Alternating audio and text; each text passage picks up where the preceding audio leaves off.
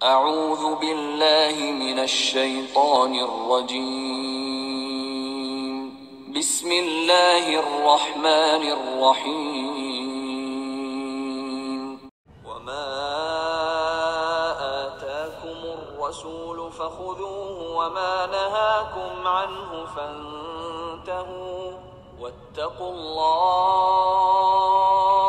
ان اللہ شدید العقاب۔ السلام علیکم ورحمۃ اللہ وبرکاتہ، نحمده ونصلی علی رسولہ الکریم، اما بعد فاعوذ باللہ من الشیطان الرجیم، بسم اللہ الرحمن الرحیم، رب اشرح لی صدری ویسر لی امری واحلل عقدۃ من لسانی یفقہوا قولی، آمین یا رب العالمین۔ اچھا جی، اب ہم پڑھ رہے ہیں اتباع سنہ۔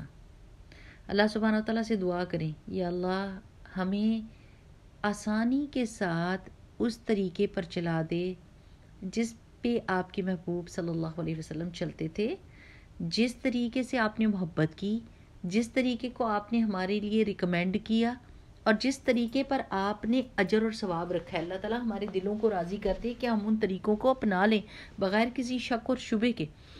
ایمان کے لیے جو ہے نا میری پیاری بہنوں، دو چیزیں بہت خطرناک ہوتی ہیں، ایک شکوک اور ایک شبہات، ہے نا، شہوات، شکوک و شبہات اور شہوات، صحیح ہے۔ تو ایک تو ڈاؤٹس ہوں دل میں، اور ایک خواہشات نفس، ان کی وجہ سے ایمان خراب ہوتا ہے اور اس میں نقص پیدا ہو جاتا ہے۔ تو اللہ تعالیٰ سے دعا کریں کہ ہمیں اللہ تعالیٰ مضبوط ایمان دے اور ہم جو کام کریں وہ سالڈ گراؤنڈ پہ کریں۔ دیکھیں جیسے اب زمین ہوتی ہے نا سالڈ، اس کے اوپر کتنے کانفیڈنس کے ساتھ چلتے ہیں، لیکن جہاں پر آپ کو پتہ ہو کہ کہیں اس کے اندر جو ہے نا گڑائی نہ ہو، اور یہ زمین جو ہے وہ پھسلن والی ہے، یا زمین جو ہے سالڈ نہیں ہے، اس کے بیچ میں ڈفرینٹ جگہ پہ ہولز ہیں، تو آپ کتنے پریشان ہوتے ہیں نا اس چیز سے۔ تو جب انسان کو علم ہوتا ہے نا، تو وہ ایسے عمل صالح کرتا ہے جیسے وہ سالڈ گراؤنڈ پہ کانفیڈنس کے ساتھ چلتا ہے۔ اسی طرح وہ اپنے اعمال بھی کانفیڈنس کے ساتھ کرتا ہے، تو پھر اس کو مزہ بھی آتا ہے، دل میں یقین ہوتا ہے۔ تو بشرط یہ کہ وہ نالج اوتھینٹک ہو۔ یہ علم سے یہی تو مزے کی بات ہے کہ آپ کو اوتھینٹک نالج مل جاتی ہے، آپ کھوج لگاتے ہیں اور آپ صحیح پتہ کرتے ہیں۔ اچھا، آج ہم دیکھیں گے کہ السنت و صحابت، صحابہ کرام رضی اللہ عنہم سنت کو کیسے فالو کرتے تھے، ان کی نظر میں سنت کی کیا حیثیت تھی۔ تو کہتے ہیں کہ صحابہ کرام رضی اللہ عنہم رسول اللہ صلی اللہ علیہ وسلم کے تمام اقوال و افعال کی من و عن اسی طرح پیروی کرنے کی کوشش کرتے تھے جس طرح نبی کریم صلی اللہ علیہ وسلم سے سنتے یا آپ صلی اللہ علیہ وسلم کو کرتے دیکھتے۔ من و عن کیا ہوتا ہے؟ من یہاں سے، وعن وہاں سے، جو کچھ بھی رسول اللہ صلی اللہ علیہ وسلم سے ملا بالکل ویسے ہی کر دیا، ٹھیک۔ اچھا، اتباع سنت کے لیے سنت کی مصلحت اور حکمت کو سمجھنا ضروری نہیں ہے، کہ ضروری نہیں کہ آپ کہیں کہ جب تک مجھے اس کا ریزن نہیں پتہ چل جائے گا یا اس کا وزڈم نہیں پتہ چل جائے گا تب تک میں فالو نہیں کروں گی۔ یہ نہیں کر سکتے آپ۔ جب آپ نے سن لیا کہ صحیح حدیث ہے رسول اللہ صلی اللہ علیہ وسلم کی طرف سے، تو آپ نے کہنا سمعنا و اطعنا۔ اس کے بعد جب آپ کہہ دیں گے سمعنا و اطعنا، تو اللہ سبحانہ وتعالیٰ آپ کا شرح صدر کر دے گا، آپ کو اس کی حکمت سمجھا دے گا۔ لیکن یہ شرط نہیں لگا سکتے کیونکہ ہماری عقل تو ناقص ہے، ہمارا دل تو پلٹنے والا ہے، ہم تو کسی چیز کو کرائیٹیریا بنا ہی نہیں سکتے سوائے اس کے کہ ہم اللہ سبحانہ وتعالیٰ کی ہدایت کو کرائیٹیریا بنائیں اور اس کی طرف دیکھیں اور اس سے ہدایت اللہ تعالیٰ سے مانگیں۔ اچھا، عن ابی سعید الخدری قال بینما رسول اللہ صلی اللہ علیہ وسلم یصلی باصحابہ اذ خلع نعلیہ فوضعہما عن یسارہ فلما رأى ذلك القوم القوا نعالهم فلما قضى رسول الله صلى الله عليه وسلم صلاته قال ما حملكم على إلقاء نعالكم قالوا رأيناك ألقيت نعليك فألقينا نعالنا فقال رسول الله صلى الله عليه وسلم إن جبريل أتاني فأخبرني أن فيها قدرا أو قال أذن وقال إذا جاء أحدكم إلى المسجد فلينظر فإن رأى في نعليه قدرا أو أذن فَلْيَمْسَحْهُ وَلْيُصَلِّ فِيهِمَا رواہ ابو داؤد۔ یہ صحیح حدیث ہے۔ حضرت ابو سعید خدری رضی اللہ تعالیٰ عنہ کہتے ہیں کہ ایک دفعہ رسول اللہ صلی اللہ علیہ وسلم صحابہ کرام کو نماز پڑھا رہے تھے رضی اللہ عنہم کہ دوران نماز آپ صلی اللہ علیہ وسلم نے جوتے اتار کر بائیں جانب رکھ دیے۔ نماز کے دوران ہی جب صحابہ کرام رضی اللہ عنہم نے یہ دیکھا، یعنی جیسے فیل نہیں ہو جاتا ایک بندہ اتارتا ہے پھر دوسرا اتارتا ہے، تو رسول اللہ صلی اللہ علیہ وسلم نے نماز ختم کی تو انہوں نے بھی اپنے جوتے اتار دیے۔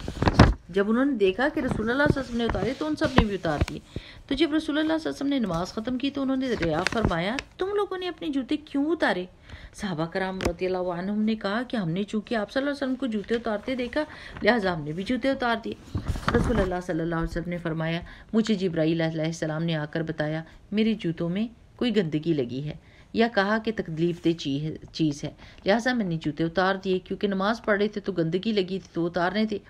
پھر آپ صلی اللہ علیہ وسلم نے صحابہ کرام کو نصیحت فرمائی، جب مسجد میں نماز پڑھنے آؤ تو پہلے اپنے جوتوں کو اچھی طرح سے دیکھ لیا کرو، اگر ان میں کوئی گندگی ہو تو اسے صاف کر لو، پھر ان میں نماز پڑھو۔ یہ اس وقت کی بات ہے میری پیاری بہنوں جب مسجد میں کارپٹ نہیں ہوتے تھے، چھت نہیں ہوتے تھے، شدید گرمی ہوتی تھی، وہ کھڑے نہیں ہو سکتے تھے، تو اس لیے وہ جوتوں میں نماز پڑھتے تھے۔ آج کل کی مسجدوں میں یہ اس چیز کی اجازت نہیں ہے کہ وہ آپ جوتوں کے ساتھ نماز پڑھیں اور اندر جوتوں کے ساتھ جائیں، تو یہ اس وقت کی بات ہے۔ پھر بھی اگر ایسا کوئی وقت آ جاتا ہے، لیٹ سے آپ کسی پارک میں اور بہت شدید گرمی ہے اور نیچے گرم زمین ہے، تو آپ اپنے جوتوں کے ساتھ نماز پڑھ سکتے ہیں، ٹھیک ہے نا۔ اچھا، دوسری بات یہ کہ صحابہ کرام نے اس وقت یہ نہیں پوچھا کہ اب نماز ختم ہوگی تو ہم جو ہیں وہ رسول اللہ صلی اللہ علیہ وسلم سے اس کی حکمت پوچھیں گے اور پھر بات کریں گے، اور پھر اگر سمجھ آئی تو لیں گے، نہ سمجھ آئی تو نہیں لیں گے۔ نہیں، انہوں نے اتباع کیا۔ ایمان کا اظہار کس طریقے سے انہوں نے کیا؟ فالوئنگ دا پروفٹ صلی اللہ علیہ وسلم، کہ ہم نے تو یہ اللہ کے رسول ہیں صلی اللہ علیہ وسلم، انہوں نے جو کام کیا وہ صحیح ہوگا، ہم یہی کریں گے۔ جو نبی کریم صلی اللہ علیہ وسلم نے کیا وہ انہوں نے اس کو کر لیا، نہ کوئی بحث کی، نہ مباحثہ کیا، اور اطمینان کے ساتھ اس کو قبول کر لیا۔ آج کل تو میری پیاری بہنوں کوئی حدیث بتائیں تو سارے یہ کہنے شروع کر دیتے ہیں کہ بھئی چلو اس کا ریزن بتاؤ، جب ریزن بتاؤ گے تو ہم مان لیں گے، اگر ریزن مجھے سمجھ آئی تو میں مانوں گا، نہیں سمجھ آئی تو نہیں مانوں گا۔ تو میں نے آپ کو پہلے بھی بتایا کہ دین ایمان میں اور پروفٹ صلی اللہ علیہ وسلم کے اتباع میں ہماری عقلیں چھوٹی ہیں۔ رسول اللہ صلی اللہ علیہ وسلم کو کائنات کے پیدا کرنے والے نے جو سمجھ اور جو دی ہے گائیڈنس، اس کے مقابلے میں ہماری عقل کچھ بھی نہیں ہے۔ ہم نے اتباع کرنا ہے اور اس کے بعد ہم کو اس کی حقیقت بھی سمجھ آ جائے گی۔ اگلی حدیث دیکھتے ہیں۔ عن ابی رافع رضی اللہ عنہ قال استخلف مروان ابا ہریرہ على المدینة وخرج الى مکہ فصلى لنا ابو ہریرہ رضی اللہ عنہ الجمعة فقرأ بعد سورة الجمعة في الركعة الآخرة اذا جاءك المنافقون قال فادركت ابا ہریرہ حين انصرف فقلت له انك قرأت بسورتين كان علي بن ابي طالب يقرأ بهما بالكوفة فقال ابو ہریرہ انی سمعت رسول اللہ صلی اللہ علیہ وسلم يقرأ بهما يوم الجمعة رواہ مسلم۔ حضرت ابو رافع رضی اللہ تعالیٰ عنہ کہتے ہیں کہ مروان نے حضرت ابو ہریرہ رضی اللہ تعالیٰ عنہ کو مدینہ کا قائم مقام گورنر بنایا۔ مروان بن حکم جو تھا نا اموی خلافت میں، اور خود کسی کام سے مکہ چلے گئے۔ اسی دوران حضرت ابو ہریرہ رضی اللہ تعالیٰ عنہ نے نماز جمعہ پڑھائی، پہلی رکعت میں سورہ جمعہ اور دوسری رکعت میں سورۃ المنافقون کی تلاوت کی۔ حضرت ابو رافع رضی اللہ تعالیٰ عنہ کہتے ہیں کہ نماز کے بعد میں ابو ہریرہ رضی اللہ تعالیٰ عنہ سے جا ملا اور عرض کیا کہ آپ نے وہی صورتیں تلاوت کی ہیں جو علی رضی اللہ تعالیٰ عنہ اپنی دور خلافت میں کوفہ میں پڑھایا کرتے تھے۔ حضرت ابو ہریرہ رضی اللہ تعالیٰ عنہ نے فرمایا میں نے رسول اللہ صلی اللہ علیہ وسلم کو یہ دونوں صورتیں نماز جمعہ میں پڑھتے سنی ہیں، اس لیے میں نے پڑھی ہیں۔ اب وہ کیا کہہ رہے ہیں؟ وہ ریفرنس دے رہے ہیں کہ یہ حضرت علی پڑھا کرتے تھے صورتیں، تو حضرت ابو ہریرہ ان کو بتا رہے ہیں کہ مجھے کسی اور کا ریفرنس تو نہیں چاہیے، میں نے تو رسول اللہ صلی اللہ علیہ وسلم سے یہ پڑھتے ہوئے سنا ہے، اس لیے میں نے ان کو دہرایا ہے۔ یعنی بات کلیئر کر دی کہ میں رسول اللہ صلی اللہ علیہ وسلم کو فالو کر رہا ہوں، میں کسی اور کو فالو نہیں کر رہا۔ تو صحابہ جو تھے وہ اور رسول اللہ صلی اللہ علیہ وسلم کی باتوں کو لے لیتے تھے. اب حضرت علی رضی اللہ تعالیٰ عنہ بھی تو رسول اللہ صلی اللہ علیہ وسلم کو فالو کر رہے تھے نا, تو حضرت ابو ہریرہ بھی ان کو فالو کر رہے تھے. لیکن جب ابو رافع نے یہ کہا کہ علی رضی اللہ تعالیٰ عنہ یہ پڑھتے تھے, تو انہوں نے اس کو کلیئر کر دیا کہ میں کسی اور کو فالو نہیں کر رہا, میں تو رسول اللہ صلی اللہ علیہ وسلم کو فالو کر رہا ہوں. ٹھیک ہے, یہ بات سمجھنے کی ہوتی ہے کہ اگر ہم کو یہ سمجھ آ جائے کہ ہمارا کرائیٹیریا, ہمارا فوکس, ہماری نظر اپنے پیارے نبی صلی اللہ علیہ وسلم کے اوپر لگی ہوئی ہے, جو کام وہ کریں گے ہم کریں گے, اور بھی لوگ ہو سکتا ہے کر رہے ہوں نا, وہ بھی فالو کر رہے ہوں گے سارے مسلمان. لیکن جب کوئی ہم سے پوچھے گا بھئی آپ یہ کیوں کر رہے ہیں, تو ہم نے یہ نہیں کہنا کہ یہ امام وہ کر رہے ہیں اور یہ میرے امی ابو نے کیا تھا. نہیں, ہم نے سیدھی بات یہ کرنی ہے کہ میں اس لیے کر رہی ہوں کہ محمد رسول اللہ صلی اللہ علیہ وسلم نے یہ کیا تھا. بس بات ختم, قصہ کلیئر, اور سب لوگوں کو پتہ چل جائے کہ ہمارے امام, ہمارے گائیڈ, ہمارے رسول صلی اللہ علیہ وسلم ہی وہ کرائیٹیریا ہیں جن کو فالو کرنا چاہیے. جب سے ہم نے یہ کام شروع کیا نا کہ اس کو فالو کرتے ہیں, اس کو فالو کرتے ہیں, تو لوگوں کو یہ دھوکہ لگ گیا ہے کہ شاید ڈفرنٹ لوگوں کو ہم فالو کریں. جو بڑے بڑے امام بھی تھے نا میری پیاری بہنوں, امام ابو حنیفہ رحمہ اللہ, امام شافعی, امام مالک, امام احمد بن حنبل رحمہ اللہ, یہ سب لوگ بھی رسول اللہ صلی اللہ علیہ وسلم کو فالو کرتے تھے. تو ہم نے, اگر کوئی ہم سے پوچھے کہ آپ یہ کام کیوں کر رہے ہیں, آپ نماز اس طرح کیوں پڑھ رہے ہیں, صلو کما رأیتمونی اصلی, ہمارے پیارے نبی صلی اللہ علیہ وسلم نے کہا تھا اس لیے, قصہ ختم. اگر آپ یہ کہیں گے کہ جی ہم حنبلی ہیں تو وہ یہ, تو وہ کہیں گے ہیں تو آپ پھر ان کو فالو کریں, تو آپ رسول اللہ صلی اللہ علیہ وسلم کو نہیں فالو کریں.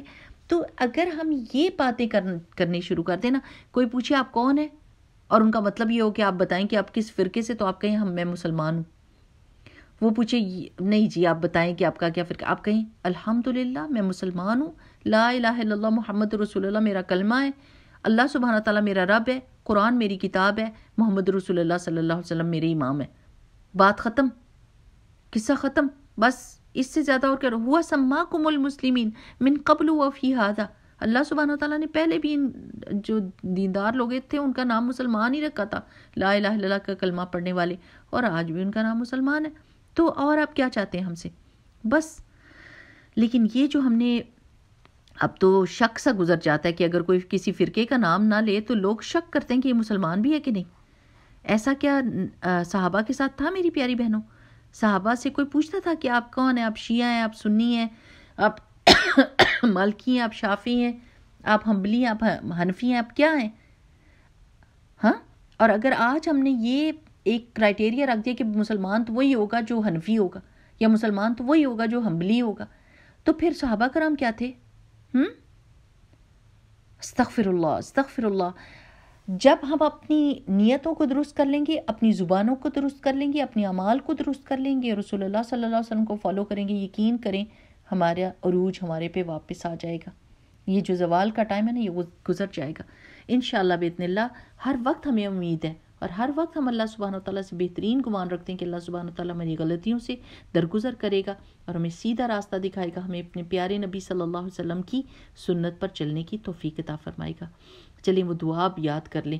اللہم انی اسألک ایمانا لا یرتد ونعیما لا ینفد ومرافقۃ محمد صلی اللہ علیہ وسلم فی اعلی جنت الخلد, آمین یا رب العالمین. السلام علیکم ورحمۃ اللہ وبرکاتہ. سبحانک اللہم وبحمدک نشہد ان لا الہ الا انت نستغفرک ونتوب الیک.